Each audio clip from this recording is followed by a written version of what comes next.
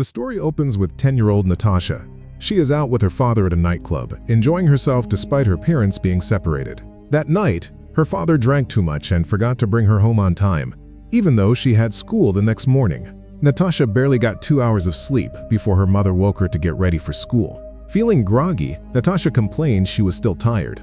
Her mother scolded her, saying nightclubs are no place for children, and warned her that if it happened again, she wouldn't allow her to go out with her father. Natasha defended her father, saying he cared for her and wanted to make her happy, unlike her mother. Angered, her mother hit her but immediately regretted it and tried to apologize. Natasha ignored her and left for school. While walking along the street, a man suddenly grabbed Natasha from a car. A small girl nearby saw the entire incident. The kidnapper took Natasha to his home, placing her in a locked basement room. Slowly, Natasha woke up and realized she had been kidnapped. The man, later revealed as Wolfgang, brought her a bed and left the room. Natasha screamed for help, but the walls were soundproof, and the only escape was a tiny vent. 3 days later, Wolfgang returned with food and some storybooks. Natasha, frightened, stayed quiet while he read to her. When he finished and was about to leave, she shyly asked him to kiss her forehead, as she was used to her mother doing. Hesitant, Wolfgang did so before leaving. The next day, Wolfgang watched the news reporting Natasha's disappearance. His mother saw the news and asked him about it. Wolfgang dismissed it, saying anyone who would kidnap a child like that was unstable and would soon be caught. Later, Wolfgang came to wash Natasha's hair. She asked him to send a note to her mother, reassuring her that she was okay.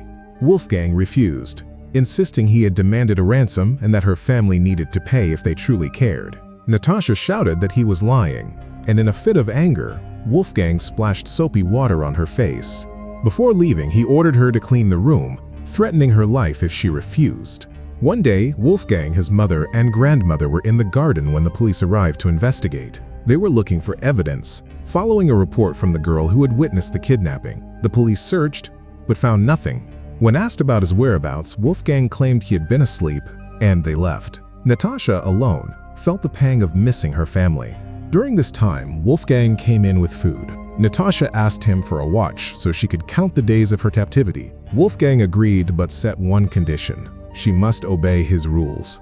Natasha reluctantly agreed. Wolfgang then created a communication device so they could speak more easily within the house. Suddenly, Natasha asked Wolfgang if he ever felt lonely like she did. He gave no response and walked away. That night, her words kept echoing in his head, but he couldn't figure out why she would ask him something so deep. The next morning marked day 183 of her captivity.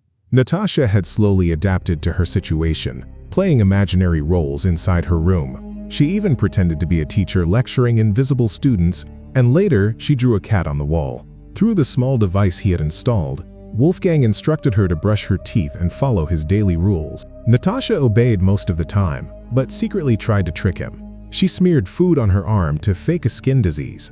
When Wolfgang came in, she claimed she needed a doctor. Suspicious, he checked her hands and immediately realized it was a lie. Furious, he punished her by withholding food for 4 days. During that time, Natasha survived only on water and became weak and drained. Wolfgang reminded her through the device that if she wanted to avoid more punishments, she had to obey him. Terrified, Natasha agreed. 4 years passed. Natasha was thin, pale, and emotionally unstable. Now a teenager, she begged Wolfgang to let her bathe in the real bathroom and feel sunlight again. He agreed, but warned her he had rigged the house with explosives if she tried to run. Natasha finally showered and saw daylight for the first time in years. Around this time, Wolfgang's mother noticed strands of hair on his clothing and assumed he had a girlfriend. She was pleased, not knowing the truth. Wolfgang, however, grew paranoid and shaved off all of Natasha's hair. On the 1837th day of captivity, Christmas Day, Natasha made a paper crown for herself and tried to celebrate alone. Wolfgang entered with a camera and gifts, asking her to unwrap them while he filmed. The presents were 3 books, which she clutched with joy. During the moment, she asked to call her parents. Wolfgang grew angry, telling her to forget them forever. He renamed her Vivi and demanded she accept it. Later, Natasha helped Wolfgang redecorate her room. She asked if she could see the garden. He allowed it but tied her wrists to his own. Once outside, he suddenly dragged her back in, treated her harshly, and even tossed food on the floor for her to eat like an animal. On day 2029, Wolfgang brought Natasha to a supermarket for the first time. Before entering, he warned her that he carried a gun and would kill her if she tried anything. Inside, Natasha glanced sadly at strangers but couldn't muster the courage to ask for help. Wolfgang bought paint so they could redo her room. By day 175, the room was freshly decorated, and Natasha was delighted by the change. While listening to the radio one evening, she heard her own story being discussed. Her parents now believed she was dead. Natasha asked Wolfgang why he had chosen her. He said he had once seen her smiling in a store while eating cookies, and he had spent 8 months digging out the underground chamber before taking her. Desperate, Natasha once tried to end her life by setting tissues on fire in the room, but the smoke overwhelmed her, and she put it out. When Wolfgang discovered her attempt, he beat her. Natasha secretly recorded the number of times he hit her by writing tallies on tissues, hiding them in a box. On day 847, Wolfgang took her ice skating. Natasha was frail and fell at first but soon managed to glide. She stayed alert, searching for any chance to flee.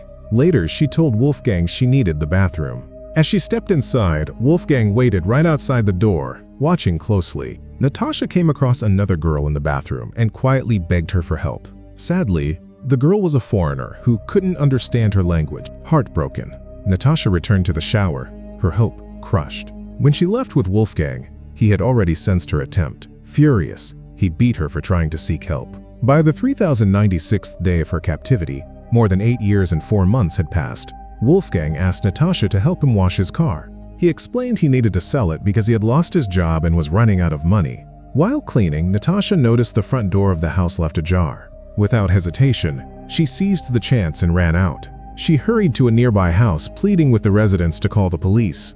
When they arrived, Natasha was overwhelmed with relief and immediately introduced herself as the girl who had been missing for over 8 years. Meanwhile, Wolfgang discovered her escape. Unable to face capture, he went to the railway tracks, stood before an oncoming train, and ended his life. The authorities quickly contacted Natasha's family, who at first could not believe the news. Rushing to the station, her parents finally saw their daughter after so many years. Natasha, thin and broken from years of captivity, embraced them with tears. She had lost 8 precious years of her childhood to the twisted obsession of Wolfgang. Natasha was finally free, but the stolen years could never be returned.